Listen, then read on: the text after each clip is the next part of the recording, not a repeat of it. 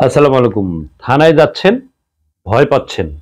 থানার একটা কাজ দিয়ে যাবেন, কিন্তু আপনি বুঝতে পারতেছেন না থানায় কার কাছে যাবেন, এই কাজটা কার মাধ্যমে করবেন, কোনো উপায় পাচ্ছেন না। থানার গেটে ঘুরঘুর করতেছেন, এর কাছে জিজ্ঞেস করেন, ওর কাছে জিজ্ঞেস করেন, অনেক সময় নষ্ট হয়। সময় নষ্ট করার কোনো সুযোগ নেই, কারো কাছে জিজ্ঞেস করার কোনো দরকার নাই। আপনার কাজটা থানায় গিয়ে কিভাবে সহজে করবেন, নিজের কাজ নিজে করবেন, একটু ধারণা দেব। যারা জানেন না তাদের জন্য ভিডিওটা খুবই গুরুত্বপূর্ণ হতে পারে। না জানা মানুষগুলোর জন্য ভিডিওটা শেয়ার করে দেবেন, তার একটু উপকার হতে হবে আপনার শেয়ারের মাধ্যমে। যাই হোক, আমরা অনেকেই বিভিন্ন কাজে থানায় যাই। কেউ আসামি দেখতে যাই, কেউ মামলার নকল উঠাতে যায়, জিডি কপি উঠাতে যায়, কেউ কোর্টে মামলা হয় সেই মামলার কাগজ উঠাতে যায়, কেউ ওসি সাহেবের সাথে সাক্ষাৎ করতে যায়, কেউ মামলার যে তদন্তকারী কর্মকর্তাকে তার নাম্বার নিতে যায়, তার সাথে দেখা করতে যাই। যাওয়ার পরে আমরা বিভিন্ন টেনশনে ভোগ করি যে আমি কার কাছে দেখা করে কি বলবো না বলবো, এরকম একটা শঙ্কা কাজ করে। কোনো শঙ্কার দরকার নাই, খুব সহজেই আপনি নিজের কাজ নিজেই করতে পারবেন। একটু উপায় বলে দেবো। থানায় সর্বসময় 24 ঘন্টার জন্য একজন ডিউটি অফিসার নিয়োজিত থাকে। বাংলাদেশের প্রত্যেকটা থানায় 24 ঘন্টার জন্য একজন ডিউটি অফিসার থাকে। আমার মতো একজন অফিসার থাকে 24 ঘন্টা। সর্বপ্রথম, যদি আপনার আসামি দেখা সংক্রান্ত কোনো কাজ থাকে, অথবা ওসি সাহেবের সাথে সাক্ষাৎ করবেন, যে কোনো কাজের জন্য তার কাছে আপনি যেতেই পারেন। তার কাছে গিয়ে বলবেন যে আমার একজন আসামি আছে হাজতে, এই নাম আসামি, গতকাল ধরে নিয়ে আসছে বা কিছুক্ষণ আগে ধরে নিয়ে আসছে, তার সাথে আমি দেখা করতে চাই। এখন উনি যদি ব্যস্ত থাকেন, উনি আপনাকে নাও দিতে পারেন। উনি তখন বলবেন যে আয়ু আনছে, যে মামলা তদন্ত করে কর্মকর্তা যিনি তাকে নিয়ে আসছেন, তার সাথে কথা বলেন, এরকম কথা আপনাকে বলতে পারে। এখানে আপনার মন খারাপের কিছু নেই। কারণ হলো, যিনি এই মামলাটার তদন্তকারী কর্মকর্তা, তার কাছে কিছু সিক্রেট বিষয় থাকতে পারে। আসামির সাথে আপনি যদি দেখা করেন, আপনার কিছু গোপন তথ্য আপনার কাছে চলে যেতে পারে। সেক্ষেত্রে পরবর্তী তদন্তে ব্যাঘাত ঘটতে পারে। এই কারণে উনি সরাসরি দেখা নাও করাইতে পারেন। আর যদি নর্মাল কোনো মামলার আসামি হয়, সেক্ষেত্রে দেখা গেলে সমস্যা নাই। কিন্তু কিছু কিছু মামলা আছে, খুব ক্রিটিক্যাল মামলা, গুরুত্বপূর্ণ মামলা থাকে, তথ্যবহুল মামলা। এই মামলাগুলো সরাসরি ডিউটি অফিসার অথবা সেন্ট্রি যিনি থাকেন, তিনি আপনাকে দেখা নাও করতে পারেন। সে কারণে আপনার মামলার যিনি আয়ু থাকবেন, তদন্তকারী কর্মকর্তা থাকবেন, তার সাথে দেখা করবেন। এখন তার নাম্বার আপনার কাছে নাই, তাকেও চেনেন না আপনি। তখন এই যে ডিউটি অফিসারের যিনি বসেন, ওনার টেবিলের উপরে একটা চার্ট থাকে, একটা ক্লিপবোর্ডের মধ্যে একটা চার্ট দেওয়া আছে, ওখানে সকল অফিসারের মোবাইল নাম্বার দেওয়া আছে। আপনি তার নামটা সংগ্রহ করে তার নাম্বারটা ওখান থেকে লিখে নেবেন, নিজেই করে নেবেন। তার কারণ উনি যে ডিউটি অফিসার, উনি দেখবেন যে উনি অনেক ব্যস্ত, ওনার সামনে অনেক লোক আছে, উনি কাজ করতেছেন, আপনাকে সময় দিতে পারছেন না। সেই কারণে ওনার সময়ের অপেক্ষা করবেন না, আপনি নিজেই এটা করে নেবেন। নিজে ওখান থেকে নাম্বারটা নিয়ে তার সাথে কথা বলবেন যে আমার একজন আসামি আছে, আমি দেখা করতে আসছি, আমার অমুক। তখন উনি বলবেন যে আপনি বসেন, অথবা থানায় যদি থাকে সাথে সাথে আপনার সাথে দেখা করবে এবং সাথে থেকে আপনার সাথে কথা বলার সুযোগ করে দেবেন। যদি কথা বলার মতো পরিবেশ থাকে এবং কোনো ওই রকম গুরুত্বপূর্ণ মামলা হয়, সেক্ষেত্রে আপনাকে অ্যাভয়েডও করতে পারে। যাই হোক, আপনার সমস্যাটার সমাধান হবে এইভাবে। ওসি সাহেবের সাথে দেখা করবেন।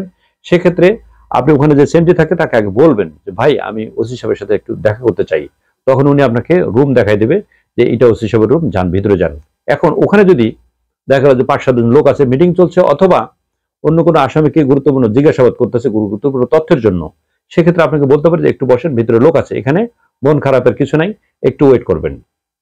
আর যদি লোক না থাকে, সরাসরি আপনি ঢুকে যাবেন, কোনো অনুমতি লাগবে না। শুধু তার কাছে অবহিত করবেন যে ভাই, আমি একটু ওসি সাহেবের রুমে যাব।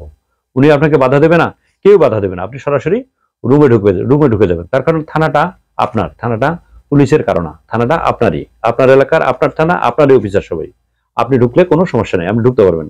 এটা একটা বিষয়। আর একটা বিষয় হচ্ছে, আপনি মামলার নকল উঠাতে যাবেন, অথবা জিডি কপি একটু উঠাতে যাবেন, অথবা অনেক আগে একটা মামলা হয়েছে, এর তথ্য নিতে যাবেন।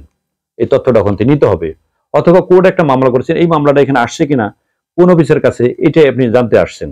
এটা কি ডিউটি অফিসার জানবে না? এটাকে এখানে এই সংক্রান্ত ব্যাপারে আপনার ডিউটি অফিসের কাছে যাওয়ার দরকার নেই। কাগজপত্র সংক্রান্ত, মামলা সংক্রান্ত বিষয়, তথ্য বা নকল উঠানো, এগুলো বিষয়ে ডিউটি অফিসের কাছে যাওয়ার কোনো প্রয়োজন নেই।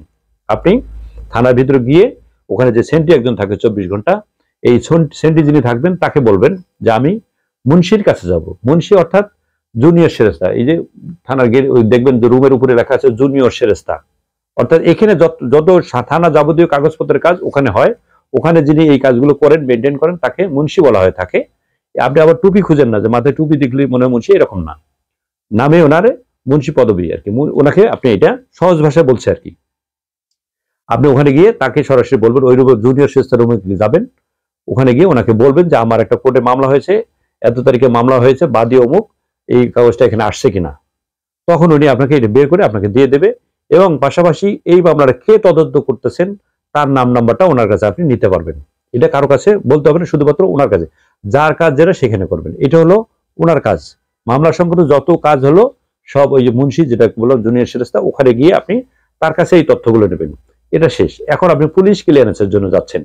পুলিশ ক্লিয়ারেন্স যখন আপনার কোনো কাজ থাকে, সেক্ষেত্রে পুলিশ ক্লিয়ারেন্স গুলো সাধারণত কম্পিউটারে, যেহেতু অনলাইনে হয়, কম্পিউটারে যিনি কাজ করেন কম্পিউটার অপারেটর, সরাসরি তার রুমে যাবেন। ওখানে লেখা আছে কম্পিউটার অপারেটর। অথবা আপনি যদি খুঁজে না পান, সেক্ষেত্রে লেখাপড়া না জানেন, সেক্ষেত্রে আপনি যে সেন্ট্রি থাকেন ওনাকে আপনি বলবেন, ভাই কম্পিউটার অপারেটর রুম কোনটা, কম্পিউটারে কাজ করে কোথায়। উনি বলবেন যে দেখাই দেবে, ওই রুমে সরাসরি চলে যাবেন। গিয়ে ওনাকে বলবেন যে আমার পুলিশ ক্লিয়ারেন্সটার কি অবস্থা, এখন কোন হালে আছে, এখন পাবো কিনা। উনি একটা সময় দেবে আপনাকে, ওই সময় অনুযায়ী আপনি যোগাযোগ করবেন। অথবা মোবাইলে মেসেজ গেলে মেসেজ দেখে মেসেজ অনুযায়ী আপনি কাজ করতে পারবেন। এটা যার কাজ তার কাছে যাবেন, কিন্তু আপনার কাজটা আপনি নিজেই করবেন।